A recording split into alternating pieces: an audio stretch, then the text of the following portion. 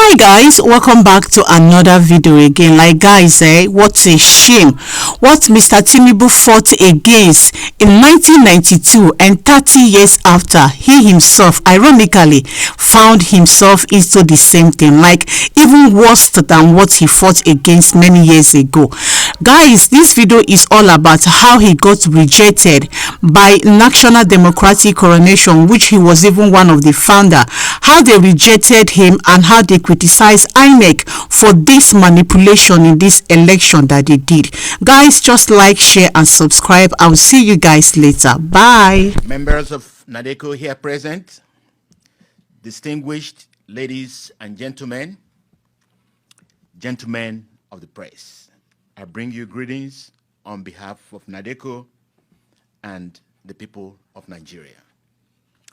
NADECO welcomes you to the first of its series of events planned over the next several weeks regarding the recently held presidential election in Nigeria.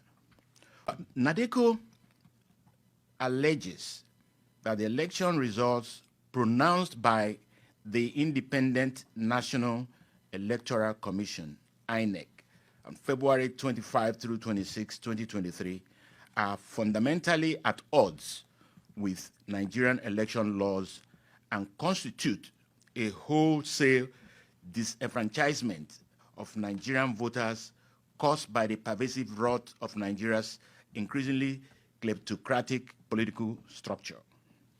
NADECO demands that INEC draw back its curtains to let the full light of truth prove the transparency and veracity of the 2023 electoral process. It is without question that nearly all of the electoral reforms implemented to safeguard the 2023 Nigerian elections have been savaged by INEC and scattered to the winds of tyranny.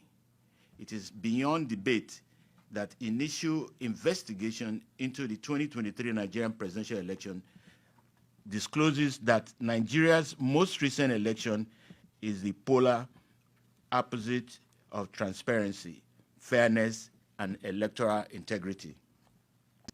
This election was polluted by blatant bribery and widespread corruption. Even INEC itself has admitted to its abject failures to comply with the requisite transparency laws mandating real-time electronic transmission of election results from the polling units to the public, instead opting to cloak the electronic results in darkness before emerging with a declared rather than proved winner who is presently incapable of being fully embraced by the world. The INEC action clearly constitutes negligence per se and electoral fraud, as it violated the very statutory provisions and guidelines that are designed to protect against the type of fraud caused by its failure to transmit the results in real time. The people of Nigeria are supposed to be the ones the statute is designed to protect.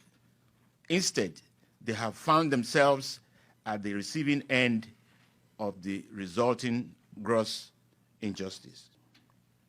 NADECO maintains that the 2023 presidential election is an attempt to disenfranchise the Nigerian people through the four horsemen of democracy's doom: bribery, voter intimidation, insecurity, and vote rigging, all harnessed to skew the results of the 2023 presidential election. NADECO calls upon the people and the judiciary of Nigeria and international community to join hands in a concerted effort toward global condemnation and absolute rejection of the hasty, hollow, and illegitimate result declared by INEC as being contrary to the will of the people and the rule of law. NADECO hereby, as a first step, formally severs its relationship with Senator BolaTinubu as a former founding member of NADECO USA for his participation in the worst electoral fraud in Nigeria's recent history. NADECO and Tinubu fought Abacha as the military dictator who scuttled the will of the Nigerian people in 1993 June 12 elections. Ironically, exactly 30 years later, in 2023, NADECO is fighting the same species of dictatorship, but only this time a much more dangerous civilian dictatorship, a kleptocracy mostly perpetuated by one of those who fought Abacha then. NADECO will not look the other way simply because the fraud was perpetrated by one of its founding members.